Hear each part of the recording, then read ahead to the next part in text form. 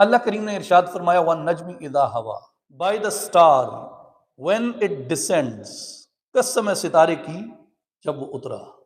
ستارے سے مراد حضور نبی کریم علیہ الصلوۃ والسلام کی ذات اقدس ہے، اور اس کے نزول کرنے سے مراد حضور علیہ الصلوۃ والسلام کا شب معراج اللہ تبارک و تعالیٰ کی بارگاہ سے اجازت طلب کر کے واپس اپنے فریضہ نبوت کی ادائیگی کے لیے زمین کی طرف تشریف لانا تھا۔ اور یہ وہ قرب ہے اللہ تبارک و تعالیٰ کا جو خاصہ مصطفیٰ ہے، رسول اللہ صلی اللہ علیہ وسلم کو ہی حاصل ہوا، حضور سے قبل کسی مخلوق کو اور حضور سے بعد کسی مخلوق کو قرب کی یہ منزل اور قرب کا یہ درجہ نصیب نہیں ہوا۔ اور افہام میں سے کسی نے کہا ہے کہ موسیٰ سے ہوش رفت بیک جلوہ صفات تو این ذات می نگری و در تبسمی، کہ حضرت موسیٰ علیہ السلام نے اللہ کی ایک تجلی دیکھی، وز ہوش رفت، بے ہوش ہو گئے۔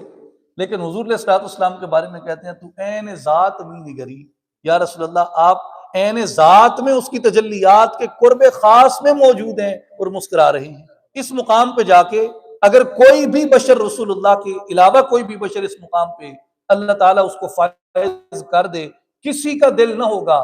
کہ اس درجے اور اس لذت کو چھوڑ کے واپس اس امتحان کی دنیا کے اندر آئے۔ لیکن حضور علیہ السلام پہ اللہ نے قرآن کو پہنچانے کا فریضہ رکھا تھا، امت کی تربیت کا فریضہ رکھا تھا، رحمت للعالمین کا فریضہ رکھا تھا، اس زمین کے اوپر اپنے نظم کے قائم، اپنے نظام کے قائم کرنے کا فریضہ رکھا تھا، حضور علیہ السلام کے ذریعے اپنی توحید کی حجت کو قائم کرنے کا فریضہ رکھا تھا۔ حضور علیہ السلام نے اس مقام پر بھی